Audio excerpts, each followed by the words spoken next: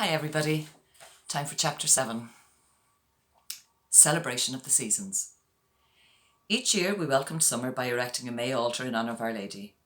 In this we were motivated less by religious fervour than by a wish to celebrate the long warm days by bringing the outdoors into the house in bunches of wild flowers which we picked along the ditches and in the open fields. In the bedroom over the kitchen was a large old chest with deep drawers. Over this we draped a white sheet, and on top of it we put a box slightly smaller than the chest top and covered this with another cloth. Then another box slightly smaller again with another cloth, and so on as high as we could go without causing the whole thing to topple over. On top of this pyramid we perched Our Lady. This was her altar, so she got pride of place, but she was not to have it all to herself. On the steps below her came statues of our Lord, in case he might feel overlooked, and then Blessed Martin and Saint Teresa. Also included was Saint Philomena, but she was actually there under false pretenses as the Vatican in later years changed their minds about her credentials. Then came the flowers and greenery arranged in jam pots and trailing down from step to step. When we finished, we regarded our creation as a masterpiece of sanctity, and in front of it we knelt and prayed, feeling that at any moment we might sprout angelic wings and soar heavenwards. Such was our sense of drama that we draped ourselves in trailing bedspreads with pillow covers as halos on our heads and danced in front of the altar. One day, Connie and I decided that we would bury ourselves in the drawers of the old chest. Maybe we had visions of the popes buried beneath the Vatican. Connie got into the bottom drawer without mishap, but as I attempted to settle into my proposed tomb, the entire creation of devotion tilted forward and collapsed on top of us. The crash was thunderous, with statues, jam pots, flowers and water flying in all directions. Everybody downstairs in the kitchen came running up the stairs to investigate. We scrambled out of the drawers and under a large old timber bed in the corner of the room where nobody could get at us, since the bed almost touched the floor and they were all too big to get under it. My mother was annoyed when she found that Our Lady had lost her head. Our sisters were raging over the complete mess, and my father gave out because it took very little to start him off and he thought that we were a holy terror anyway. We stayed under the bed for a long time until things calmed down, but we finally ventured downstairs when Pill came, as he could always be relied upon to pour oil on troubled waters. Our Lady later acquired a concrete neck, which was a bit thick, so she lost some of her swan-like elegance, but it was the best repair that could be achieved at the time, as fixatives had not yet come on the market. As soon as the sun had taken the cold sting out of the weather, we wanted to cast aside our heavy winter clothes and don our summer dresses, but my mother put her foot down with her old adage, "Ne'er cast a clout till May is out." In winter we wore heavy tweed skirts with hand-knitted jumpers, and beneath them grey flannel petticoats. Under the petticoat came a sleeveless jacket called a bodice, and then a pure wool long-sleeved vest. We wore long black woolen stockings up as far as possible and secured in place with garters, and long-legged knickers with elasticated ends to just above our knees. We spent cold days out in the fields and sat in a damp, draughty, unheated school, so the need to be warmly clad was imperative. But when the weather grew warm, we were glad of the freedom that bare limbs afforded. My mother made all our clothes, and for summer wear she bought us a large roll of cotton material and ran up simple, shift-like slip-over-the-head dresses. The primary need was to cover our nudity, and elegant cut was not a requirement. Climbing trees and slushing through muddy gaps was not conducive to model child appearance, so clothes were serviceable rather than flattering. Each of us girls had a box in which we stored our summer dresses in a big press over the winter. Come summer, we brought our boxes out into the garden to lay them out to air in the warm summer sun. In our garden, all the plants and shrubs were called after the people who gave them to my mother, and Escalonia was Ger Lucy's bush. On that day, Ger Lucy wore a collection of gaily coloured dresses. As the youngest of 5 girls, I was reared on a succession of hand-me-downs, but I had a godmother in America who sent me parcels of beautiful, frilly muslin and silk dresses which smelt of lavender and foreign places. When the sun had warmed the heart of the earth, it thrust forth wild garlands of little button mushrooms. They came up overnight in small clusters, where late the night before there had been nothing but green. Now there they were, with their little white faces peeping up from between blades of grass. Some fields were mushroom fields, and others were not, and we knew where to look, but so did all the neighbouring children. Where mushrooms were concerned, it was a free-for-all, with farm boundaries of no consequence.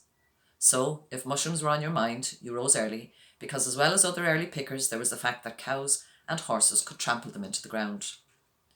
Gathering mushrooms in the early summer morning, with the dew washing your toes and the thrill of discovery growing with each white cluster, was a lovely experience. Sometimes, stretching like gossamer across the gate, the dew-glistening cobwebs sheltered the little mushrooms, almost like a mantle protecting them from the world above the earth. Finally, gallon full, we skipped home through the sun-warmed fields to savour our collection. We cooked them for breakfast on red-hot sods of turf beside the fire. Each white mushroom was placed on its back, in its pale pink cup a shake of salt which melted and mingled with the juices as it cooked. Picking it up, careful not to spill, first you drank it and then you ate it, a little chalice with the liquid and flavour of the open fields. Sometimes my mother boiled them in milk, but somehow that was traduced to the ordinary, this food of the earth that needed no preparation, as it was bathed in the morning dew and could be eaten as picked, such was its delicacy and freshness. As the summer progressed, the briars along the ditches burst into bloom with green berries that later matured into large, luscious blackberries, which arched and draped themselves around every field, ripe for the picking. Each blackberry was inspected on picking to see that the stem base was free from small telltale holes, the tracks of tiny snails that feasted on the blackberries, especially when the rain brought them forth in great numbers. Any blackberries with these signs were returned to Mother Earth. First, we ate what we could contain, developing purple smudged mouths and fingers. Then we filled gallons and buckets to the brim. My mother made large 2-pound pots of blackberry jam, most of which were consumed at a rapid rate, but some of which were stored to bring the taste of summer to the winter months. Crabapple trees grew in some of the fields, but the crabs were small and bitter. However, they could be made into a sweet-tasting jelly and jam. Picking them was a thorny business, as often strong briars and blackthorn branches were entwined in them. Once, having filled a bucket of crabs, I left it in the middle of the field while I drifted away to follow some other diversion. Coming back a few hours afterwards, I found that my bucket and its contents had been baptised in amber liquid. Of all the places in this wide open field for the cow to stand to do the needful. My father often came home with his cap full of crabs, and once he asked me how valuable I thought a capful of crabs was.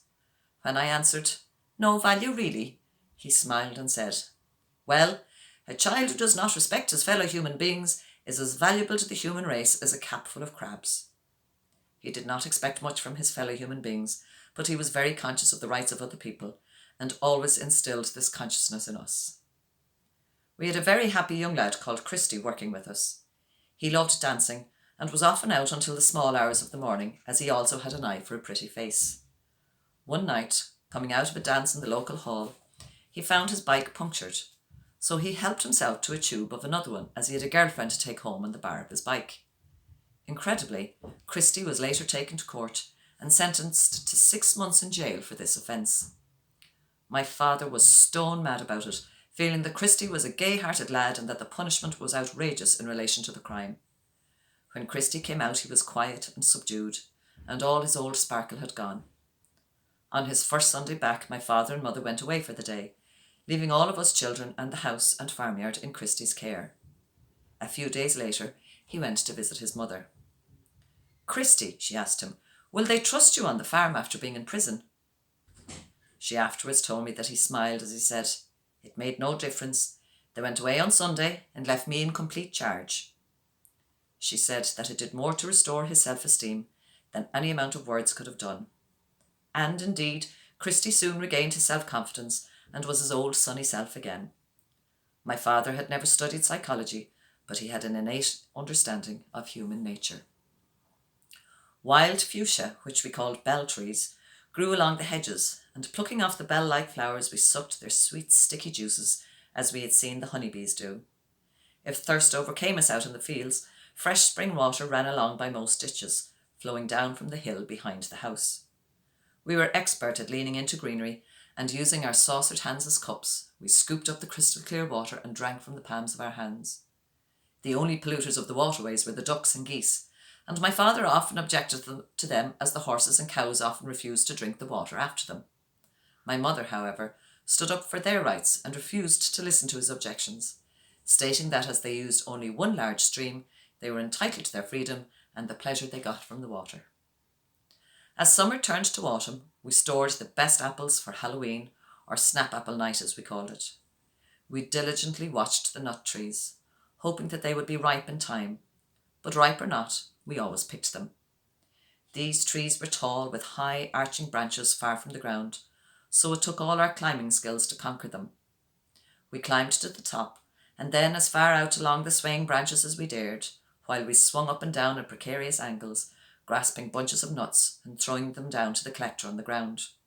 Finally, gallons full, we slithered to the ground and danced home through the gathering dusk, scratched but triumphant.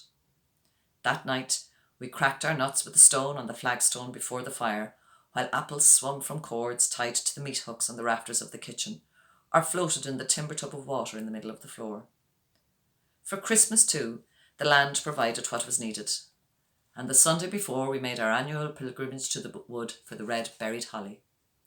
It was there in abundance, as was the ivy and moss, together with strange, interesting pieces of dried out timber. We gathered them all and tied them up in bundles with hay twine, and we brought them home on our backs, holding firmly to the twine across our shoulders. They would all be used to make different decorations for Christmas. There was no money for shop decorations, but we did not need them, as all around us, the countryside fulfilled our needs. Chapter 8. The Jelly Jug. Sunday in the country was a day of complete rest. Cows were milked, animals and humans fed, but apart from that, we all took time to ourselves. It was a holiday in the kitchen as well, so that everyone would be free of the work routine. Unfortunately, we had to rise earlier than usual so that the cows were milked before the early mass to which my brother went on his way home from the creamery. This left my father free to take the rest of us to the late mass. My father was always present for the breakfast on Sunday, and it was a very relaxed occasion as there was no work waiting to be done. It was the only time he ever sang, and his favourite was The Old Bog Road. He would tilt back his chair, and, rubbing the back of his head with the palm of his hand, he would rumble, "Her coffin down the old bog road." He had a voice like a rusty chain rattling in a bucket, but what he lacked in harmony he made up for in enjoyment because he only sang when he was happy. He liked poetry, and was much better at reciting that than he was at singing. His favourite poet was Goldsmith, and the deserted village rolled off his tongue with such relish that you knew he approved of all the poet's sentiments. He also had an odd little poem which I never heard from anyone else. Once upon a time, when pigs were swine and turkeys chewed tobacco, and little birds built their nests in old men's beards. Once the Sunday morning poetry session was over, he turned on the Church of England service on the BBC, saying, "Listen to them now, every bit as good as what we'd be hearing from our own in an hour's time." The pony's job was to take us to Sunday Mass in the trap. This could be a hazardous undertaking in the winter because if the pony slipped on the ice, we would all end up out on the road on top of our heads. But in the summer, it was a very pleasant way to travel. If we passed anybody walking along the road, they were picked up and brought to town. At that time, the different premises in the town had backyards where the horses and traps were tied up during Mass. After the ceremony, we would call to an aunt's house with a Bastable cake from my mother and 2 large whisky bottles full of milk, and our aunt would offer us tea and apple tart. Then my mother did her shopping. This was of a very practical nature as money was scarce in those days. There was plenty of everything except money, but then the need for money was not great. We produced all our own food, and most places we went to we walked, which cost nothing, only time, and we had plenty of that. We children stretched our pennies to buy those sweets which cost the least and lasted the longest. The best value was a 6-penny slab of toffee, for which my sister and I pooled our resources, and that lasted us a whole week. It was the lap of luxury to have something to chew on going to school, and sometimes it did a 2-way journey, as we took it out of our mouths half chewed and saved it, wrapped in paper, for the way home. Sunday in the country was a leisurely day. As well as shopping after Mass, much chatting was done when my mother met her neighbours, and often the talking took longer than the shopping. My father went to the pub for a few pints and met up with his friends. We went to change our books in the branch library which had opened in our town, and although it took much browsing and deliberating, it opened up new horizons for us. Finally, we all drifted back to the pony and trap, with my mother always the last to arrive and my father now nicely relaxed as he lit up his pipe and puffed away contentedly. When we were finally ready to go home, the pony trotted off at an easy pace. Arriving home, we had what we called a tea dinner. Nobody worked on a Sunday, so there was no cooking done, and we usually had a cold meat salad with jelly and cream afterwards. My mother often made the jelly the night before this Sunday treat. I loved making jelly too, and watching it melting under the hot water always fascinated me. One day I put my jelly into an orange jug, not realising that it was a family heirloom which my mother had got from my grandmother when she married. I poured the boiling water straight from the kettle onto the jelly, and the jug split in two halves. I can still see the red jelly flooding out over the table as my mother's gasp of horror conveyed the enormity of my crime. Years afterwards, when I was the same age as my mother was when this happened, we were discussing the orange jug. "Do you know something?" my mother said. "I think that the pieces of that jug are behind in the old turf house in a hole between two stones under the back window." And back I went into the semi-darkness of the old stone house that was now used for storage, and there, exactly where she had said, between the stones under the window, were the pieces of the old jug. It took me back years just to see it. I was delighted and brought it away with me to have it repaired, and it now takes pride of place in my collection of jugs. My mother was a hoarder, a trait that proved a great blessing for us too in later years. After the dinner on Sundays, my father usually went fishing, a solitary pastime from which we were excluded for fear of frightening the fish. But we enjoyed catching the flies that he used. He put a piece of fresh horse dung into a box, and this drew the flies. Then he closed the box, which had a round opening at the other end, and up against this he put a cow's horn. The flies flew into the horn, which he then covered with mesh wire, and the horn, full of buzzing flies, slipped nicely into his fishing bag. When he came home, the bag was usually bulging with brown trout. We washed the fish in the stream at the bottom of the garden, and my mother fried them in butter for the supper. We children usually spent Sunday in the fields. Sometimes we just lay quietly in the long grass watching the rabbits, of which there were dozens along every headland. And if you appeared suddenly, they would scamper into the ditches and down their burrows. The ditches were riddled with burrows. Very occasionally you came on an extra large one, and this was the fox's lair, which was also easy to recognise on account of the strong, pungent odour that hung around it. Sometimes, too, you might see the fox running at an easy pace along by a bushy ditch, and stopping every now and then with ears cocked for danger. Only once ever did I see one out in the open. He ran the entire length of our long fort field, where I happened to be sitting at the top of the rise. When he saw me, he stood still and stared at me. If he was frightened, I was even more so, because I had visions of being carried off between his jaws like my mother's hens. We stared at each other for a few seconds, and then he sauntered off, dismissing me as of little danger. Picking wildflowers was another Sunday pastime. The buttercup, the bluebell, the woodbine with its haunting smell, all found their way back to our kitchen, where they stood in every corner in empty jam pots. As well as acting as a flower vase, the jam pot served many purposes. It kept the goose grease from the Christmas killings, which was used for softening tough shoe leather and easing painful joints. It also served as a fishing net for catching collies, miniature fish that travelled in shoals. We tied a twine around the jam pot's neck, and I laid it on the riverbed where it sparkled between the stones. Standing motionless beside it, we watched the collies swim around our toes, tickling them, until one invariably found its way into our pot, and then we swung it out of the water. We often caught other types of fish as well, but we were scared stiff of eels, convinced that they would bite the toes off us. Some Sundays we went to the fort, which was just behind our house, a very big fort where my father had planted trees years before, so now it was a wood as well. Sat on the side of a sloping hill, it had huge mounds with hollows in between, and the entire place was carpeted in pine needles, so that walking felt like treading on cushioned air. We played hide and seek around the mounds and behind the trees, and the only sounds beside ours came from the birds. The place was a haven for all kinds of wildlife, and here too the foxes often made their headquarters, much to my mother's annoyance, because her geese and turkeys often became their prey. We had a series of birds' nests which we visited, careful never to disturb anything as we watched the eggs increasing in the nest. We were delighted to see the baby garchig appear, and often hid ourselves to watch the parents fly back and forth feeding their young.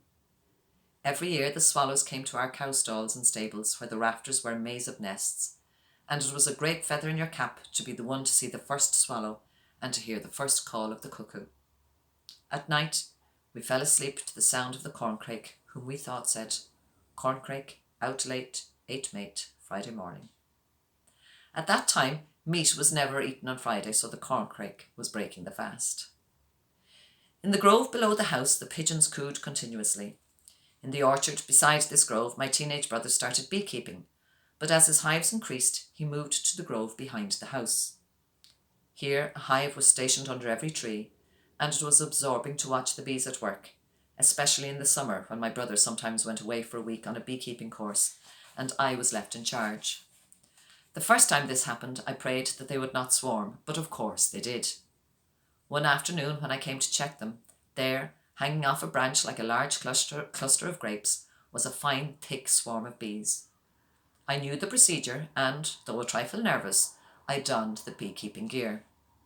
Approaching quietly, with one hand I held a bucket just below the swarm, and with the other I hit the branch a good belt with the back of a hatchet, and the swarm fell neatly into the bucket. A share of the bees buzzed angrily at this intrusion into their peace, but I put the bucket under the tree, and when they had settled, covered it with a sheet. Now, at least, they could not take off if the notion took them, which was quite possible any time before sundown. Late in the evening, I returned to finish my job. Having found the old door of light timber which my brother kept for this purpose, I rested one end of it on the landing board in front of the hive, and the other end on the ground, and then covered it with a white sheet. Gently lifting up the bucket, I prized the covering off and shook the lump of bees out onto my prepared sheet.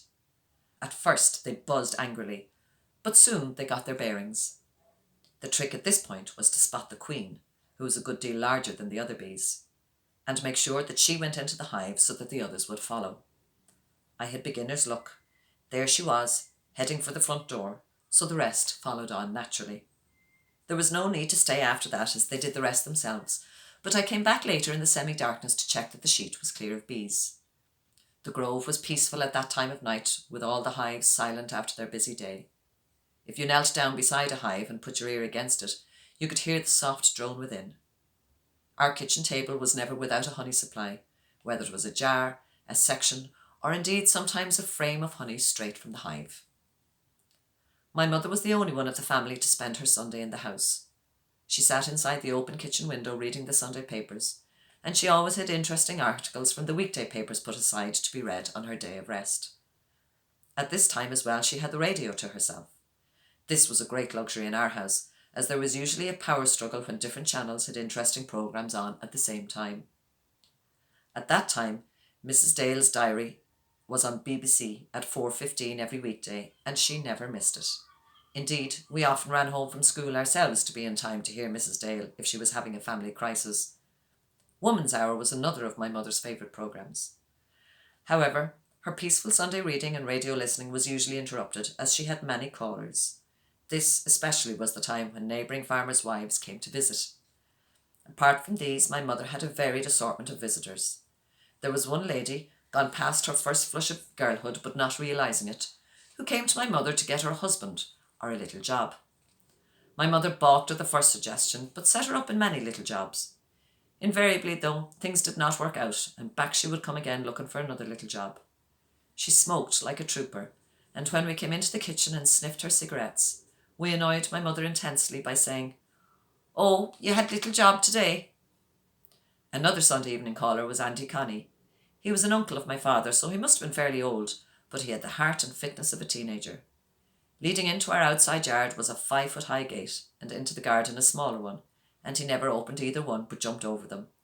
He loved singing and dancing, and often stood in the middle of the kitchen floor and danced a jig or a reel.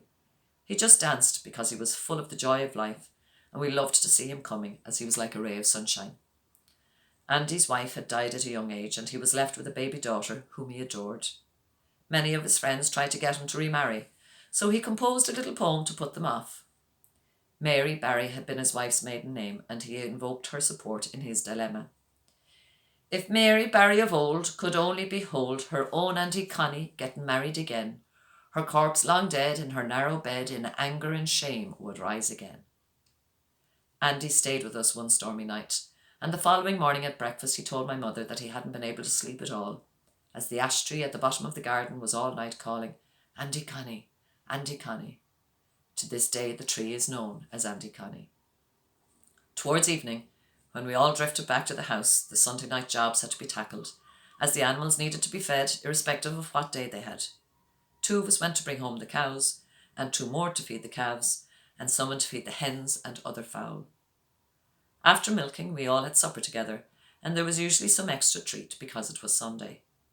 Then my father went roving, and the older ones went dancing, but my brother usually had to hive his swarm before he went anywhere.